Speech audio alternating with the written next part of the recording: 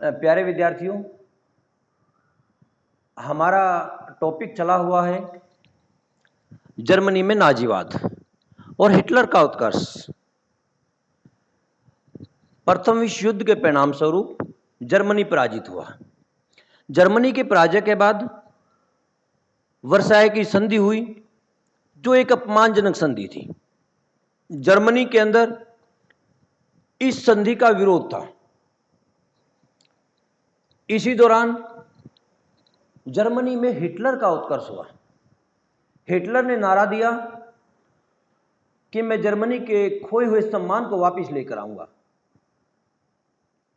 जो निशस्त्रीकरण जर्मनी के ऊपर लाद दिया गया था, जो जर्मनी के उपनिवेश छीन लिए गए थे, जर्मन एक बड़े साम्राज्य के निर्माण की जो बात जर्मनी के लिए हिटलर के द्वारा की गई, तो लोग बड़ी संख्या में हिटलर के अनुयायी बन गए और लोगों ने हिटलर के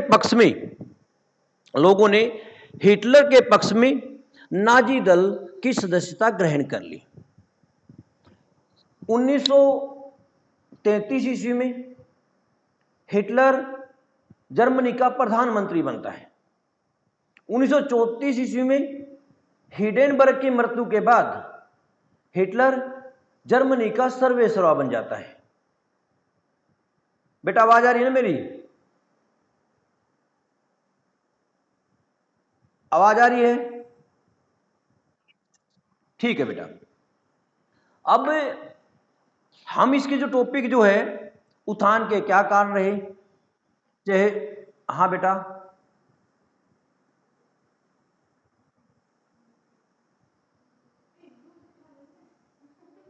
हिटलर के उत्कर्ष के क्या कारण रहे, उसका प्रारंभिक जीवन, किस प्रकार से सत्ता हासिल की, वर्साय की संधि, साम्यवाद का भय,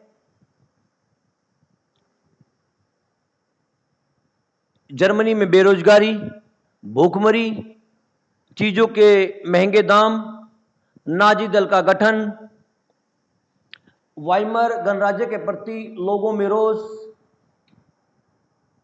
हिटलर का व्यक्तित्व, उसका जो है संगठन और एक प्रभावशाली वक्ता, ये सभी जो कारण जो थे जिसके कारण और 1929 से लेकर 1933 तक विश्वव्यापी आर्थिक महामंदी, इन सभी कारणों का परिणाम ये रहा कि जर्मनी में हिटलर का उत्कर्ष हुआ।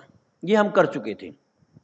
हिटलर की गृह नीति, कुछ हमने इसके बारे में जानकारी पिछले लेक्चर में ली थी। हिटलर ने गृह नीति अपनाई। सबसे पहले कहते हैं कि हिटलर जर्मनी में हिडेनबर्ग की मृत्यु के बाद जर्मनी में निरंकुश सत्ता कायम की। अधिनायकवाद यहां स्थापित किया। जर्मनी में यहूदियों को मुक्त करने के लिए प्रयास किया।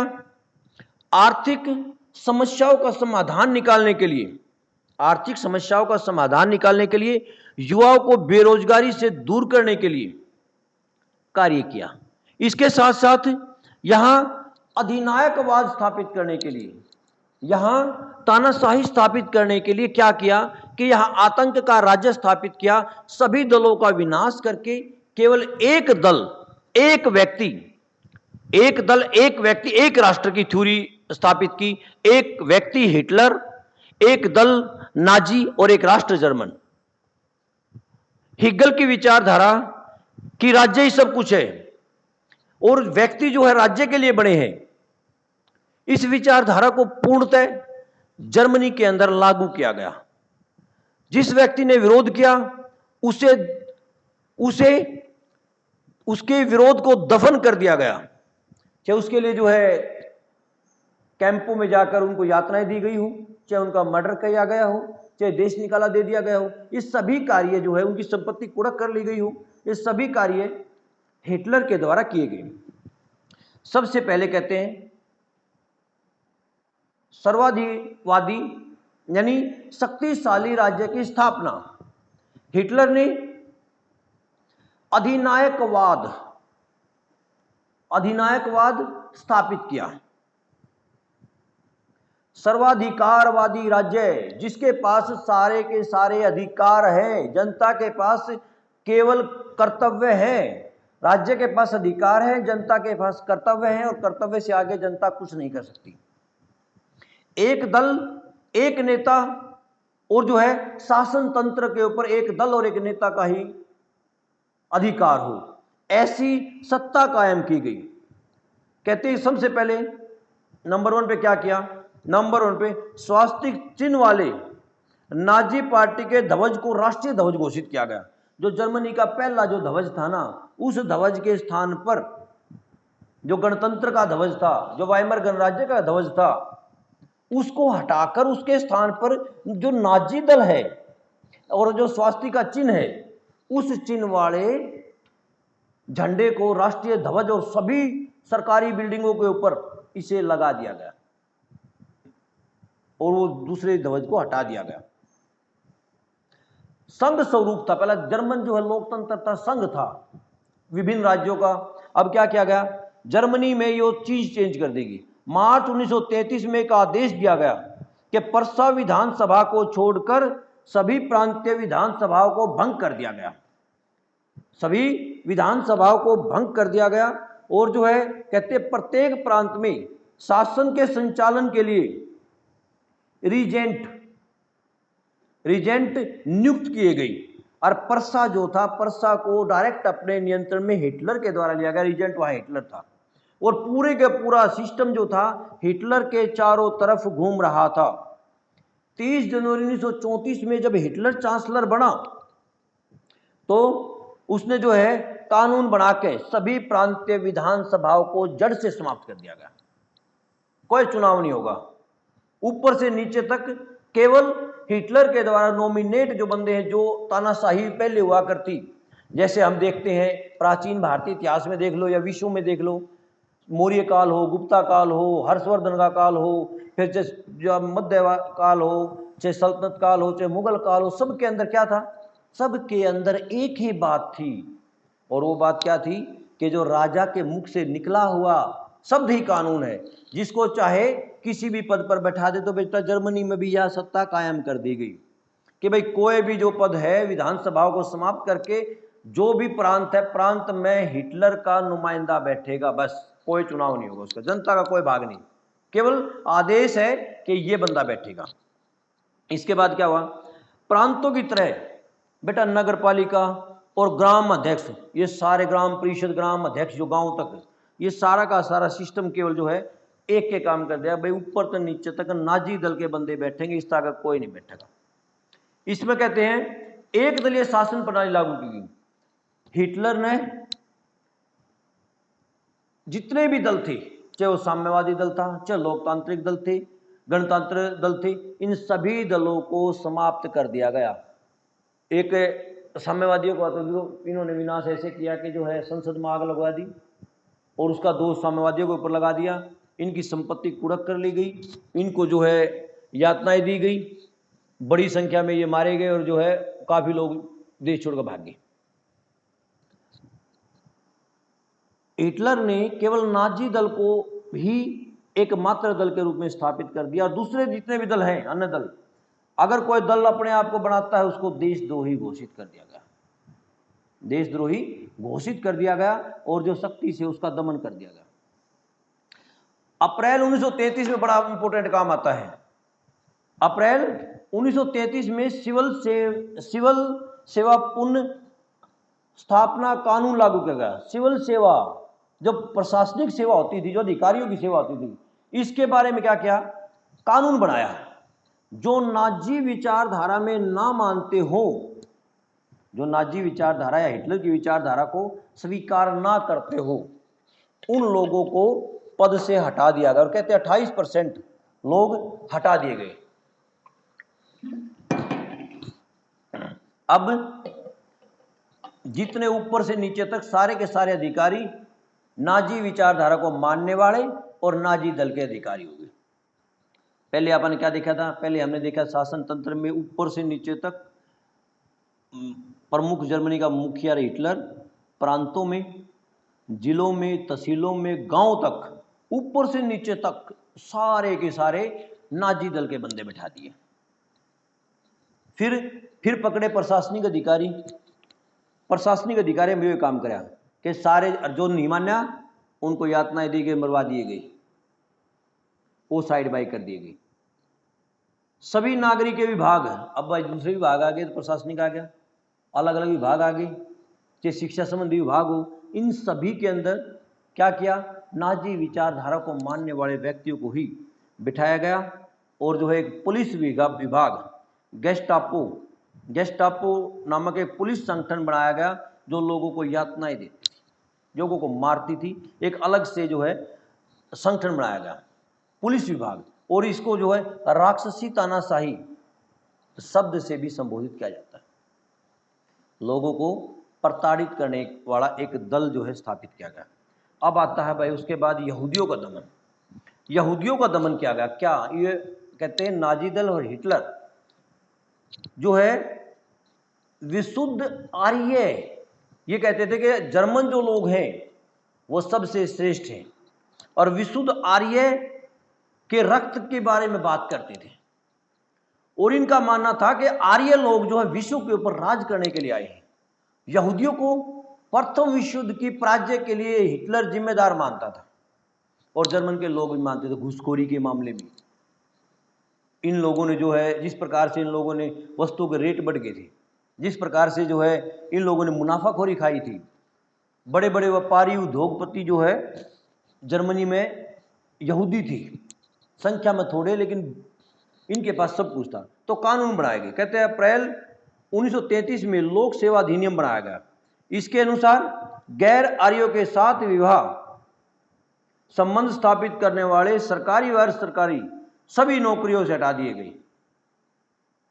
केवल उनको छूट दी गई जो 1 अगस्त 1914, जब फर्स्ट वर्ल्ड वार जो है में जर्मनी ने प्रवेश किया था, 1 अगस्त 1914 में जो है से पहले अगर कोई व्यक्ति ब्याह कर रहा हो, और जो उसके साथ एक बात और गई, जिसने फर्स्ट वर्ल्ड वार में भाग लिया, बेटा इनकी संपत्ति कुड़क कर ली गई।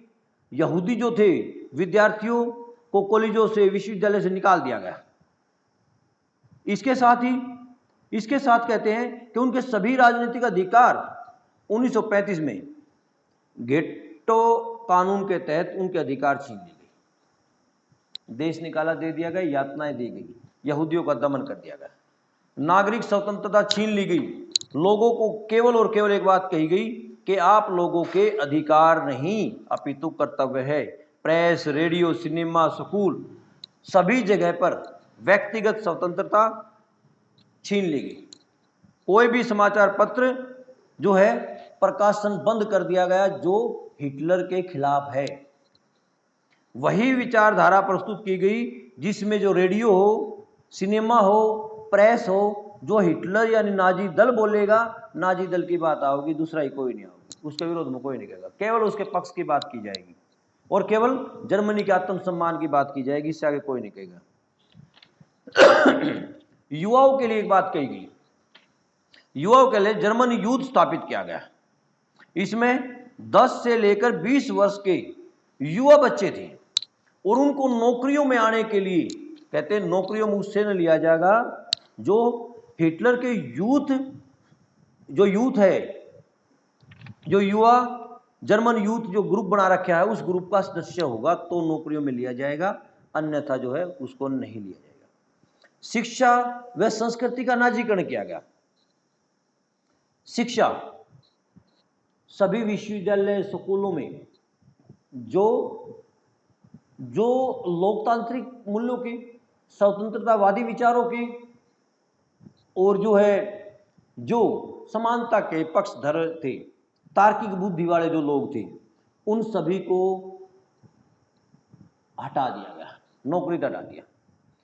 उन व्यक्तियों को लगाया गया जो नाजी विचारधारा में है और जो है नाजीवाद का प्रचार करते। वही किताबें पढ़ाई गई, पाठ्यक्रम दिया गया जिसमें नाजीवाद के सिद्धांत थे, प्रचार थे, परंपराएं थी, संस्कृति थी, और केवल अनुशासन के ऊपर बल दिया गया। और एक बात और कर दी गई, केवल और केवल शिक्षा वो दी गई जो भविष्य में जर्मनी के लिए जर्मनी के नाजी दल के लिए प्रभावशाली हो। यानी हम ये कह सकते हैं कि जो है यूथ को इस प्रकार से ढाला गया स्कूलों में बचपन से ही, बच्चों से छोटी उम्र से लेकर बड़ी उम्र तक के सभी जो है जर्मनी विचारधारा की बात करें और इससे आगे कुछ ना सुने, उनको कुछ नहीं पता लगे जर्मनी। कुछ कार्य और भी किए गए जो भाई यहाँ आर्थिक सुधार, बेरोजगारी की समस्या का समाधान, एक 4 वर्षीय योजना लागू की गई। 1936 में 4 वर्षीय योजना लागू की गई।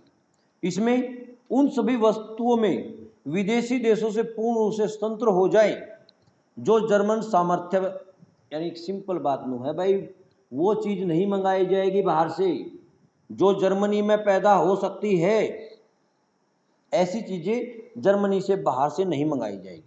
जर्मन रसायन द्वारा अपनी मशीनों, खनन उद्योगों द्वारा पैदा, यानी सब कुछ चीज़ें जो है ना जर्मनी में बनाओ, ये बात मेन थी। जर्मनी केवल जर्मन में हो, और जो है हम अपना निर्यात ज़्यादा और आयात कम करने की नीति अपनाए। पहले जर्मनी को प्रभावशाली अंदरूनी सिस्टम से जर्मनी को स्ट्रॉन्ग बनाने की नीति अपनाई। कृषि में सुधार किए गए।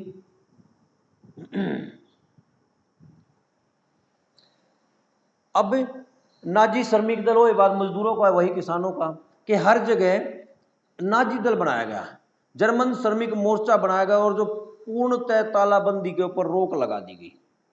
कोई भी व्यक्ति तालाबंदी नहीं करेगा। कहते 1937 ईस्वी देश के लगभग 2.5 करोड़ श्रमिक इन संघों के सदस्य बन चुके थे और जो है दूसरे जो श्रमिक दल हैं उनका शोषण किया गया, मजदूरों का शोषण हुआ और तालाबंदी पर पूर्णतः रोक लगा दी गई। हिटलर की धार्मिक नीति, हिटलर कहता है हिटलर धार्मिक सुधार के नाम पर चर्च पर राज्य का नियंत्रण स्थापित करना चाहता था। वह चाहता था कि प्रोटेस्टेंट चर्च राज्य के नियंत्रण में, किंतु चर्च के अधिकारी किसी भी तरह नाजी सरकार का हस्तक्षेप नहीं चाहते। दोनों बातें होगी भाई, देख चर्च वाले ऊंचा होगा, नाजिया का हस्तक्षेप ना हो, और ये चाहता है कि जो है किसी भी प्रकार से जर्मनी के अंदर धर्म का जो राजनीति के ऊपर इंटरफेयर ना हो। परिणाम 1933 ईस्वी में हिटलर ने पोप के साथ एक संधि की जिसके अनुसार कैथोलिक पादरी किसी भी तरह की राजनीति में भाग नहीं लेंगे तथा कैथोलिक चर्च को भी अन्य धर्मों के समान अधिकार प्रदान किए जाएंगे। अब इसमें इंपॉर्टेंट बात थी, क्योंकि जर्मनी एक प्रोटेस्टेंट संस्था को मानने वाला है, जो कैथोलिक जनता थी वो जो है इसके पक्ष में हो जाएगी। अब कुछ बात और की गई, कहते हैं कि जो है इसको कहा गया धर्म को, कैथोलिक को, कि जो है इनकी संस्थाएं हैं, जो कुछ भी है, समाचार पत्र है, ये जो हिटलर के खिलाफ नहीं बोलेंगे। कुछ मतभेद हो गया 1935 में, जो है मतभेद हुआ और कैथोलिक पादरियों को जेल में डाल दिया गया। नाजी दल ने कैथोलिक एक्शन संस्था, कैथोलिक युवा संगठनों, कैथोलिक समाचार पत्रों सब के ऊपर प्रतिबंध लगा दिया। हिटलर ने क्या कहा? हिटलर ने धर्म को साइड बाई कर दिया। उन्होंने पूजने की बात कही, हिटलर को पूजो, नाजी दल को पूजो और जर्मनी को पूजो। हिटलर की उपासना जर्मनी की उपासना है और जर्मनी की उपासना परमात्मा की उपासना है, परमात्मा की पूजा है। ये शब्द जो है क्लियर कर दी गई। अब आते बेटा हिटलर की विदेश नीति क्या थी।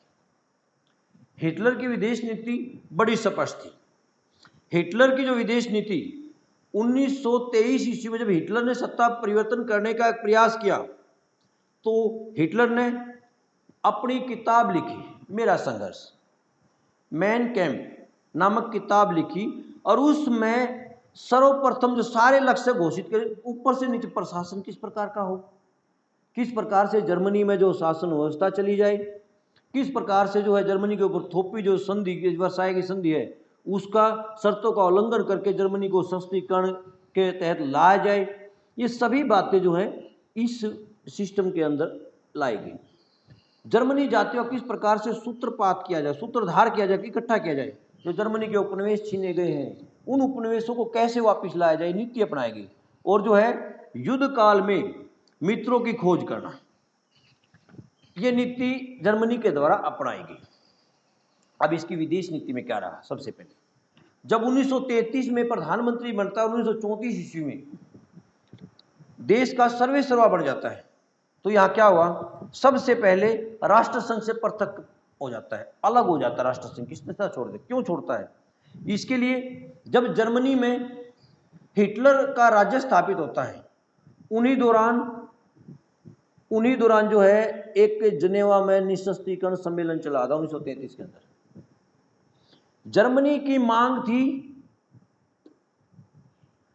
मांग थी कि सभी राष्ट्रों का, जिस प्रकार से वर्साई की संधि के तहत जर्मनी का निःशस्त्रीकरण किया गया है, उसी प्रकार से सारे करो, उसी प्रकार से हर राष्ट्र समर्थन करो निःशस्त्रीकरण का, और सारे अपना निःशस्त्रीकरण करो। जर्मनी का ने कहा कि आप लोग अपना तो निःशस्त्रीकरण नहीं करते, आप तो जो है आप तो शस्त्रीकरण करने लग रहे हो, और हमारा निःशस्त्रीकरण किया जा रहा है। इस बात का जर्मनी ने पुरजोर बात से उठाया, और जो है हिटलर की तो मेरा संघर्ष नामक किताब में भी बात थी। हिटलर में तो जर्मनी में बार बार कह रहा है कि हम जर्मनी का शस्त्रीकरण करेंगे, तो जर्मनी में इसमें बहाना मिल गया। इसने हिटलर की बातों को अनसुना कर दिया, जो इनके प्रतिनिधि उनकी बातों को अनसुना कर दिया। अब हिटलर ने क्या कहा? हिटलर ने अपने प्रतिनिधियों को निःशस्त्रीकरण सम्मेलन से वापस बुला लिया, जिनेवा सम्मेलन से। अमेरिका, ब्रिटेन, इटली, फ्रांस सारे इकट्ठे हो गए। इंग्लैंड अपनी जो है नौसेना में कटौती करने तैयार नहीं है, अपनी वायुसेना में कटौती करने तैयार नहीं है, अपनी बम भूमि तैयार करने नहीं है। इसी प्रकार फ्रांस अपना शस्त्रीकरण करने लग रहा है, अमेरिका करने लग रहा है, और इटली भी करने लग रहा है। लेकिन ये सारे के सारे राष्ट्र जो है ये मिल गए, इकट्ठे हो गए। इसका रिजल्ट ये निकला कि जो है हिटलर ने निःशस्त्रीकरण सम्मेलन से अपने प्रतिनिधियों को वापस बुला लिया, और साथ ही राष्ट्रसंघ की जो है सदस्यता से त्याग पत्र दे दिया। एक जनमत संग्रह भी हुआ, और 95% लोगों ने हिटलर का समर्थन किया। इन्होंने कहा कि निःशस्त्रीकरण नहीं, शस्त्रीकरण होना चाहिए, और राष्ट्रसंघ को छोड़ दो। जर्मनी की जनता हिटलर का पक्ष में थी। पोलैंड के साथ एक संधि की गई 10 साल की। पोलैंड के साथ जनवरी 1934 ईस्वी में संधि हुई। इसके तहत जो है एक दूसरे की सीमाओं का उल्लंघन नहीं होगा, और एक दूसरे के ऊपर आक्रमण नहीं होगा।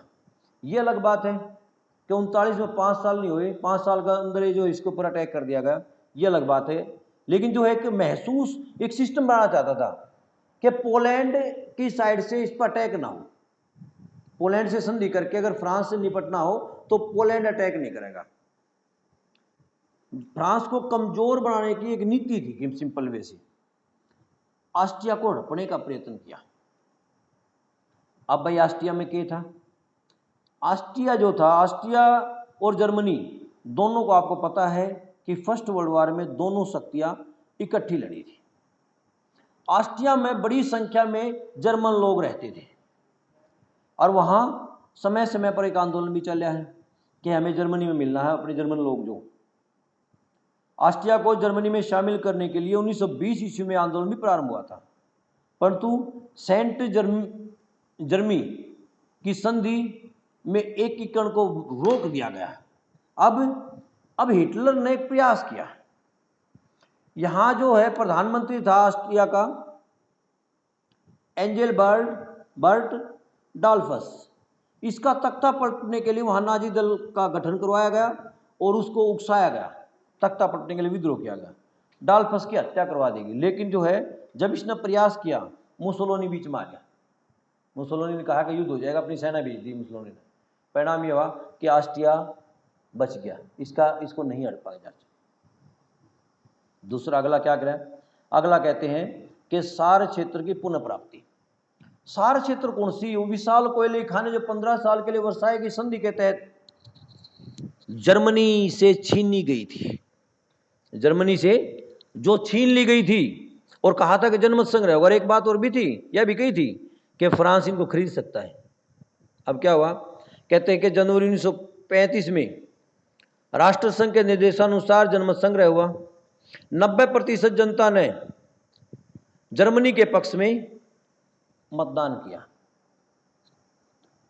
फ्रांस चाहता था खरीद लूं, लेकिन हिटलर ने मना कर दिया। हिटलर ने ताकत का परीक्षण किया और इनको जो अपने क्षेत्र में मिला लिया। अब सारे क्षेत्र को मिलाना और वर्साई की राष्ट्रसंघ से अलग हो जाना, वर्साई की संधि को मानने से इंकार करना, जर्मनी के जनमानस जो था उसके अंदर हिटलर की छवि बड़ी बेटर होगी। जर्मनी का पूर्ण निशस्त्रीकरण जो था उसके स्थान पर जर्मनी का शस्त्रीकरण आरंभ हुआ। निशस्त्रीकरण के बजाय पूर्ण शस्त्रीकरण प्रारंभ हुआ, यानी हथियार बनाने का सिस्टम शुरू हुआ। क्या क्या करा इसने? सबसे पहले 1935 में हिटलर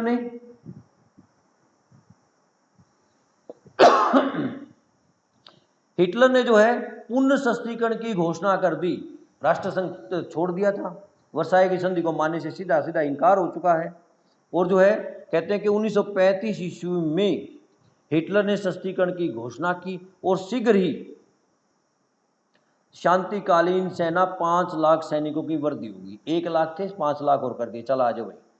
इसके बाद अनिवार्य सैनिक भर्ती लागू कर दिया।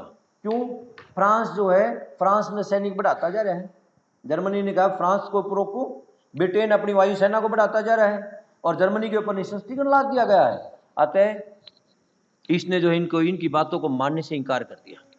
कहा सीधा कि भाई जो जर्मनी जो है ने सीधा कहा हिटलर ने कि जर्मनी को राष्ट्रसंघ का प्रयोग जो तुम लोग कर रहे हो वो जर्मनी को कमजोर करने के लिए कर रहे हो, जर्मनी को दबाने के लिए कर रहे हो। जब जर्मनी को दबाने के लिए और राष्ट्रसंघ का प्रयोग कर रहे हो तो निंदा करी इसने। जर्मनी ने त्याग पत्र दे दिया। अब जितने भी कार्य करे ना, क्या हुआ? जर्मनी का खिलाफ एक निंदा प्रस्ताव पर कर लो भाई, हिटलर तो मानता नहीं। हिटलर ने सीधी घोषणा कर दी कि हम नहीं मानते। अब क्या हुआ? ब्रिटेन के साथ एक नेवी समझौता हुआ। मैं एक छोटा समझौते के पहले आपको एक छोटी बात बताता हूँ, बड़ी इंपॉर्टेंट। फ्रांस चाहता था कि जो है हिटलर के खिलाफ कार्रवाई की जाए, लेकिन इंग्लैंड चाहता था कि कार्रवाई ना की जाए। उसका कारण था, बताता हूँ कारण। बेटा फ्रांस जो है जर्मनी से मिलने वाले धन के कारण फ्रांस आर्थिक रूप से सबल हो चुका था। जो धन वर्साई की संधि के तहत जो मिलना था, ये सौर घाटी, ये सारा कोयले के जो इनके जो सामानों का अधिग्रहण किया जा रहा था, इसके कारण। अब क्या हुआ? इंग्लैंड चाहता है कि जर्मनी थोड़ा उभरे, लेकिन इतना नहीं कि इंग्लैंड के लिए खतरा हो जाए। शक्ति संतुलन बिगड़ गया था, शक्ति संतुलन बनाना चाहता था। हिटलर को थोड़ा ताकतवर, जर्मनी को हिटलर को ताकतवर चाहता था कि थोड़ा ताकतवर बन जाए ताकि फ्रांस के ऊपर जो है नकेल कसी जा सके, फ्रांस को भय रहे जर्मनी का, ना तो फ्रांस खुला होगा और जो इंग्लैंड के लिए खतरा बनने लग गया था। तो फ्रांस का साथ नहीं दिया, फ्रांस का इंग्लैंड ने साथ नहीं दिया। और इंग्लैंड में इतनी, फ्रांस में इतनी हिम्मत नहीं इंग्लैंड का, बिना इंग्लैंड के कर ले, अकेला जर्मनी का मुकाबला कर ले, उसको डर था। परिणाम क्या हुआ? अब ये हुआ कि अब ब्रिटेन के साथ नेवी समझौता हुआ। 18 जून 1935 ईस्वी को ब्रिटेन के साथ एक नाविक समझौता हुआ। इसके तहत ब्रिटेन ने जर्मनी को अपने जहाजी बेड़े को एक तिहाई इंग्लैंड के 3 है, इसका 1 है, 1/3 बेड़ा रखने की अनुमति दी थी। इसके साथ क्या हुआ कि बदले में हिटलर ने आश्वासन दिया कि वह अपनी समुद्री शक्ति में कोई बढ़ोतरी नहीं करेगा, जिस प्रकार की दोनों की बात है। अब 1935 ईस्वी में फ्रांस, इटली, रूस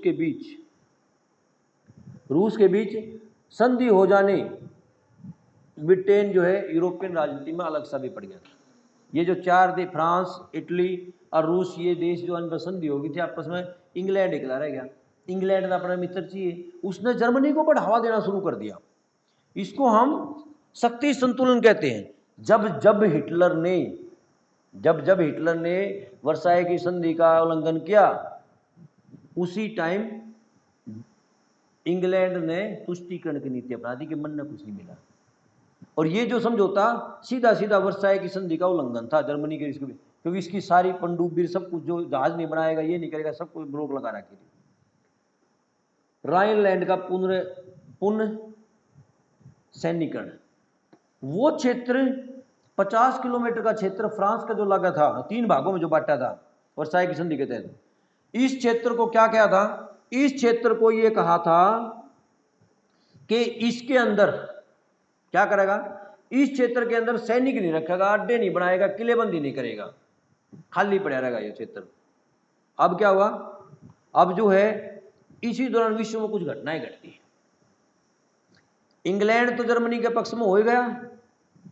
अक्टूबर 1935 में इटली ने अबिसिनिया, इथोपिया बोलते हैं, उस पर आक्रमण कर दिया। अब क्या हुआ, हिटलर ने भी कूटनीति का सहारा लिया और इटली का समर्थन कर दिया। फ्रांस चाहता था, फ्रांस इटली के विरोध में है, और ये समर्थन में आ गया, और मुसोलिनी जो है इसका मित्र बन गया। मुसोलिनी की विचारधारा जर्मनी के प्रति जो नेगेटिव थी वो पॉजिटिव होगी। इसी दौरान जो है कहते कि मुसोलिनी संतुष्ट होने से अब इसको जो है जर्मनी को 2 मित्र मिल गए, जर्मनी को 2 मित्र मिल गए, और इसने क्या करा, इसने जो है कुछ करने का निश्चय किया, और इसने राइन क्षेत्र का राइन क्षेत्र जो था पुनः उसका जो है सैनिकरण कर दिया, पुनः जो है सैनिकरण कर दिया, वहां पर किले बना दिए, सब कुछ कर दिया। ब्रिटेन और फ्रांस जर्मनी के खिलाफ कोई कार्रवाई नहीं करी, तो जर्मनी फ्रांस चाहता था अरबी तो चंदा को नहीं, और इटली भी एक साइड हो गया, एकला फ्रांस रहेगा, फ्रांस कुछ कर नहीं सकता, फ्रांस करेगा तो भाई युद्ध हो जाएगा, दोनों देश रह जाएंगे, और उसमें जर्मनी से उसको खतरा था। रोम, बर्लिन, टोक्यो, तीनों को यहाँ इकट्ठे थे, रोम, बर्लिन, टोक्यो। अब क्या हुआ कि हिटलर और जर्मनी, हिटलर का जर्मनी का हिटलर, इटली का मुसोलिनी, जो अबिसिनिया पे अटैक की बात आई थी, इस अटैक के बाद इनके संबंध आपस में ठीक होने लगे। धीरे धीरे दोनों ये अधिनायकवादी जो राज्य थे आपस में विश्वास का माहौल बनने लग गया, दोनों ही साम्यवाद के विरोधी हैं। तो क्या हुआ कि दोनों ही विचारधारा के लोग एक दूसरे से इकट्ठे होने लगे। 1936 ईस्वी में जर्मनी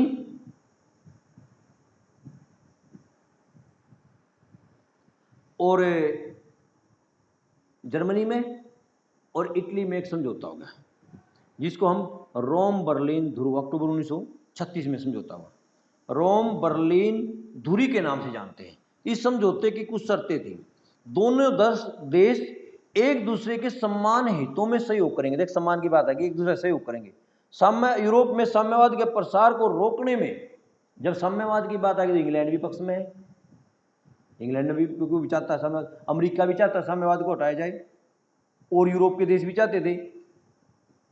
स्पेन की, अब स्पेन का मुद्दा था, जो स्पेन के अंदर ग्रह शुरू हो चुका था, उसमें कहा कि स्पेन की प्रादेशिक अखंडता बनाए रखने का निश्चय किया गया, और दोनों ने जो वहां बमबारी की थी।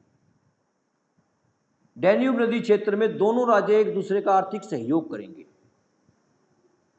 इसके अतिरिक्त जर्मनी ने अबिसिनिया पर इटली की सरकार की मान्यता स्वीकार कर ली। इटली ने जर्मनी को अबिसिनिया में कुछ आर्थिक सुविधाएं दी थी। भाई एक प्रकार का ये कहे कि दोनों में समझौता हो गया। इन दोनों का समझौता होना और जो इनके साझे कार्यक्रम थे, जो दुश्मनी थी वह खत्म हो गई, जो फ्रांस की साइड जो है मुसोलिनी खड़ा हो था, वो सिस्टम खराब हो गया, एक साइड हुआ। इसी दौरान जो कुछ समझौता फिर होता है जापान के साथ, नवंबर 1936 ईस्वी में, नवंबर 1936 में जापान जर्मनी में एक समझौता हुआ, जिसे कॉमिंटर्न विरोधी समझौता कहा जाता है। इसकी शर्तें क्या थी? एक तो वो साम्यवाद को रोकना, दूसरा दोनों एक दो देश जो सूचनाएं जो आदान प्रदान करेंगे, एक दूसरे के एजेंट जाएंगे, और इसी का प्रतिफल था कि एक वर्ष बाद 1937 ईस्वी में रोम, बर्लिन, टोक्यो धुरी, 3 देश इकट्ठे हो गए। 3 देश जो है इकट्ठे हो गए और इसे रोम अब एक गुट बन गया जिसको हम धुरी राष्ट्र कहते हैं। इससे इटली की ताकत बढ़ गई, इससे जापान की ताकत बढ़ गई, इससे इटली की ताकत बढ़ गई, क्यों 3 देश इकट्ठे हो गए। अगर यहां तक भी इंग्लैंड जर्मनी का विरोधी नहीं है, जर्मनी का विरोधी इंग्लैंड नहीं है यहां तक भी। अब ऑस्ट्रिया को हड़प ने जर्मनी ने हड़प लिया, हिटलर के साथ समझौता हो गया, मित्र बन गए। अब क्या हुआ, ऑस्ट्रिया में जो नाजी दल का गठन करवाया गया, नाजी दल का गठन करवाया गया, धीरे धीरे वहां विद्रोह करवाया गया और विद्रोह करवा के वहां आतंक स्थापित करवा दिया गया। परिणाम ये हुआ कि जो बेटा जर्मनी ने यहां अटैक कर दिया, जर्मनी ने यहां अटैक किया और जो है इसे अपने देश का भाग बना लिया। अब जर्मन द्वारा चेकोस्लोवाकिया की सुडेटनलैंड पर अधिकार, वही प्रांत जो जर्मनी से ले दिया गया था, जर्मनी से लिया था। अब जर्मनी ने ऑस्ट्रिया को जर्मनी में मिलाने के बाद अब चेकोस्लोवाकिया का नंबर आ गया। यहां जो था, ये जो सुडेटनलैंड का प्रांत था, ये बेटा जर्मन भाषा के लोगों का था।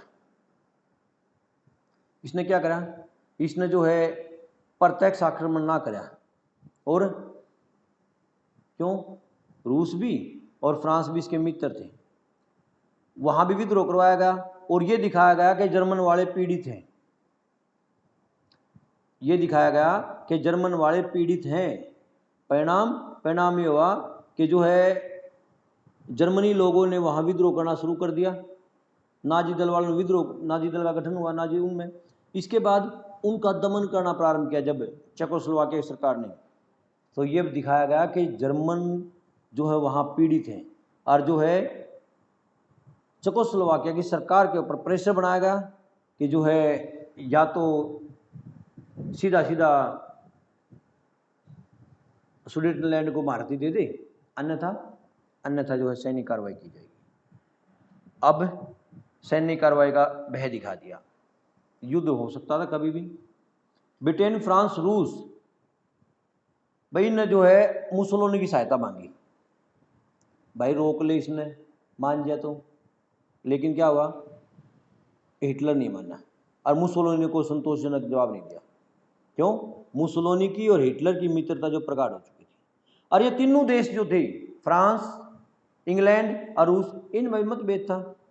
परिणाम ये हुआ कि अब जो है ब्रिटेन के प्रधानमंत्री कोई कुछ नहीं कर पाया। ब्रिटेन के प्रधानमंत्री चैम्बरलेन ने चेकोस्लोवाकिया के मामले में मध्यस्थता की भूमिका निभाई, मध्यस्थ बन गया, और जो है कुल मिला के कहें कि सुडेटनलैंड जो है इसका प्रांत जर्मनी को देना स्वीकार कर लिया गया। फिर धीरे धीरे चेकोस्लोवाकिया को भी अपने कब्जे में ले लिया गया। यहाँ म्यूनिक समझौता होता है और म्यूनिक समझौते के तहत स्विट्जरलैंड का प्रांत दिया जाएगा।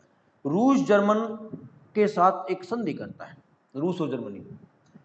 कहते हैं कि रूस और जर्मनी क्यों, क्योंकि अब जो है एक तो पोलैंड के साथ संधि कर रखी है, दूसरा जो है संधि करता है